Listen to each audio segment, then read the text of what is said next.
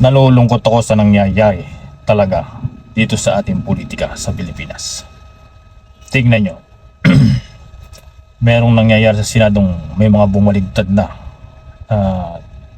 senador, dalawa nang bumaligtad na buong 13 at inihalal na Senate President si Senator Win Gatchalian. Kaya doon nawala na ang threat sa Senado. Kaya naman lumipat na rin dahil nangangamba sila na sinasabi ng ombudsman hinug na ang kaso para sa kanila. Kaya nilang kasuhan senador dahil sa flood control. Bakit sa Blue Ribbon Committee nyo ngayon, bagong Blue Ribbon Committee na chairman yata si Senator Erwin Tulfo, bakit ayaw nyo ipatawag ang mga 18 witnesses, ang Marines, ex-Marines na tinatawag nila? Pakinggan nyo ang kanilang mga sasabihin na sinasabi na ng totoong ginawa nila, na may mga ebidensya sila, at magpakita rin kayo ng ebidensya sa mga senador na naakusahan na hindi totoong tinanggap nyo yan. Yun lang, pakinggan nyo sila. Dahil ba sa napakalaking pera ang involved, at dyan ba yung tinatawag nilang malawakang cover up? Sana hindi totoo yun. Pakinggan nyo sila. At ngayon, pinagpipilitan nyo ang impeachment kay BP Sara na nawawala na naman ang flood control. Diyan na naman nakatutok ngayon sa impeachment. Laman ng pahayagan maging sa maging sa social media. Yan ang balita. Puro politiko. Kaya naman minsan ay naniniwala akong merong nga yatang malaking sindikato dyan sa politiko upang mapagtakpan ang mga malalaking korupsyon tulad ng flood control. Dyan sa DPWH, dyan pinakamabilis na makapaglabas ng pera. Kaya dyan nila ipinundo ang pera. Binawasan nila noon ang budget na inihiling ng DepEd ni BP Sara dahil hindi niya alam na kailangan palang magbigay ng tinatawag nilang porsyento. Parang ganun lang. Kaya nang mukhang nagalit sila at binawasan, doon na rin nagalit si BP Sara. Doon nagsimula ang bangayan ng mga politiko. Napakasakit para sa amin. Kaya dyan na nagsimula lahat yan. Kaya naman sana, andito na kayo. Kayong mga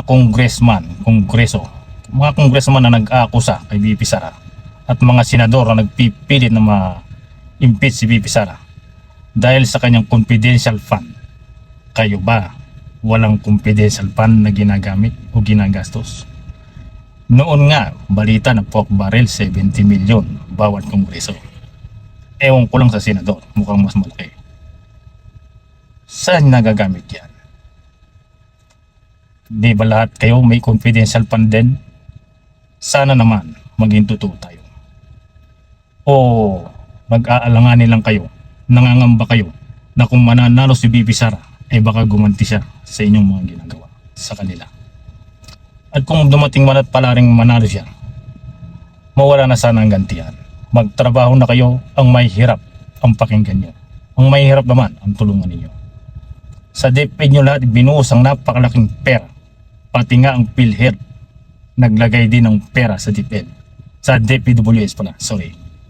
Dahil dyan pinakamabilis mailabas. Magpakita ka lang ng kontrata, may kukontratahin ka lang, construction, labas ng pera. Kahit tinatawag nilang ghost. Napakalaking pera ang nawala dyan sa DPWH at naikalat sa mga politiko. Bilyon-bilyon ang nawala. Sinasabi ko nga, 150 million populasyon o mga pamilya, 150 milyong pamilya ang Pilipinas. Wala pang 1 bilyon para bigyan nyo sila ng tigi-tigi 1 milyon bawat pamilya at tulungan nyo sila pati ang bawat barangay. Wala dapat naghihirap dyan. Dahil sa napakalaking pera pala ng Pilipinas, saan nyo lang dinala? Ikinalat nyo lang sa mga politiko ng mga kasamaan nyo sa sindikato. Ganun kaya? Totoo kaya ang sindikato dyan? Medyo naniniwala ako. Sana ang PhilHealth, wala na sanang babayaran ng lahat ng mahihirap na magpapa-ospital Dahil napakalaki ng pondo pala ng PhilHealth. Saan nyo yan dinadala? Samantalang naghirap na hirap at takot na takot magpa-ospital ang may hirap dahil sa laki ng babayaran sa ospital. Sana wala na silang bayaran dahil sa PhilHealth. Sana zero bills na ang may hirap. Sinusulong yung zero bills pero napakarami naman pipirmahan. Magpapapirma pa sila kung kani-kanino. Alam ba nila yan kung anong gagawin dyan? Alam nyo naman kung magkano ang bills nila. Tama na kung sakaling lumabas ang bills nila. Sapat na dapat yun. At yan dapat i-koleksyonin nyo sa PhilHealth. Wala na dapat bayaran ng mahihirap. Dahil buwan-buwan, milyon ang pumapasok sa PhilHealth na ibinabawas sa mga manggagawa. Tulungan nyo ang mahihirap. Wala na dapat silang babayaran dyan sa ospital. Dapat zero bills na ang mahihirap.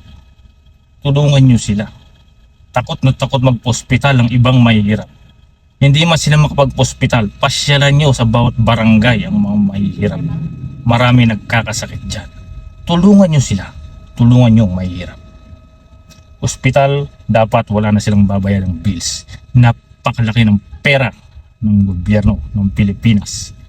Hindi nyo matulungan ng mahihirap, hindi nyo malang maitaas ang sweldo ng mahihirap. Ang sweldo sa probinsya, hindi malang kayang bumuhay ng isang pamilya na may mga pinag-aaral sa kolehiyo. Mahihirap pa nga ang karamihang may mga mararaming anak dyan na hindi na napag-aaral ng iba dyan. Tulungan nyo sila. Pansinin nyo sila. Hindi yung puro impeachment, flood control na kino-cover up nyo naman. Hindi nyo naman nilalabas ang totoo, ang katotohanan, para maibalik man lang kahit kalahati ng pera at maitulong sa mahihirap. Nakakahiblat ang nangyayari sa mga politiko sa ating bansa. What? Heto na lang muna. Tulungan nyo ang mahihirap. Bato-bato sa langit ang tamaan, huwag magagalit.